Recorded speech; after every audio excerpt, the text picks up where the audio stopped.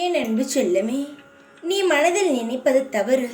நீ நினைக்கிறாய், சிலரை பார்க்கிறேன், அவர்களுக்கு இன்று ஒரு மாதிரி இருக்கிறது வாழ்க்கை, அவர்களுக்கு நாளை ஒரு மாதிரி இருக்கிறது வாழ்க்கை.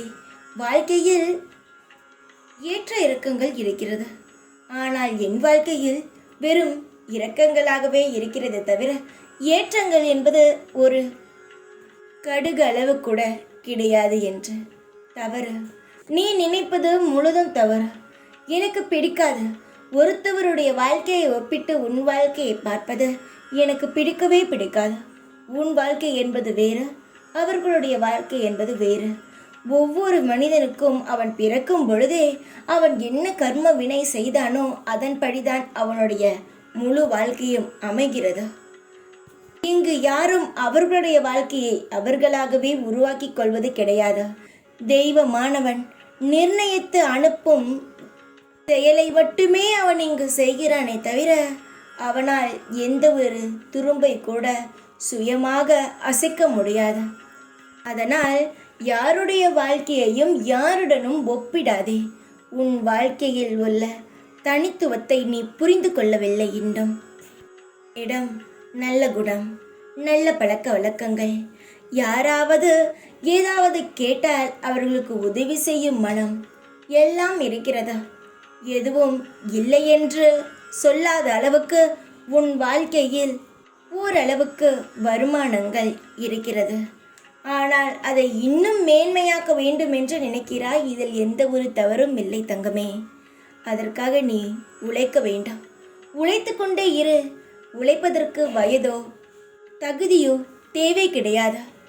நீ உன்னுடைய உழைப்பை பார்த்தே நான் இறங்கி வந்து உனக்கான வேலைகளை செய்து தருவேன்.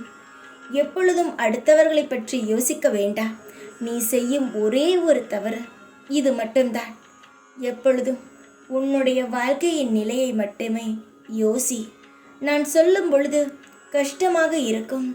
சாய் என்ன இப்படி சொல்கிறார் என்ற. ஆனால் எப்பொழுதும் என் குழந்தை அடுத்தவர்களை பார்க்கக்கூடாது. அவன் ஒரு கம்பீரமான குழந்தையாக இருக்க வேண்டும். 4 பேர் அவனை பார்க்க வேண்டும். அவனை ஒரு உதாரணமாக எடுத்து இந்த உலகில் வாழ வேண்டும் என்பதுதான் இந்த தகப்பனுடைய ஆசை. அதனால் உன்னுடைய வாழ்க்கையை மேன்மையாக்குவதற்கு நான் இருக்கிறேன். கவலைப்படாதே. கவலைப்பட்ட காலத்தை எல்லாம் மறந்துவிடு. உன்னுடைய வாழ்க்கையில் இன்பங்கள் சூழ்ந்திருக்கும். கவலைகள் ஓடும். இருளை நீக்க இந்த ஒளிமயமான சாய் நான் வந்துவிட்டேன். கஷ்டங்களானது உன் பிறவியிலிருந்தே நீக்கப் போகிறேன். எல்லாம் உன்னுடைய கையில். நீ நினைத்தது நடக்கும் என்ற கம்பீரத்துடன் உன்னுடைய வாழ்க்கையை வாழப்போகிறாய். ராஜா போல உன்னுடைய வாழ்க்கையும் மாறப்போகிறது. சந்தோஷமாக இரு. எப்பொழுதும் உன் கூடவே இருப்பேன் நான். ஓம் சாய்ராம்.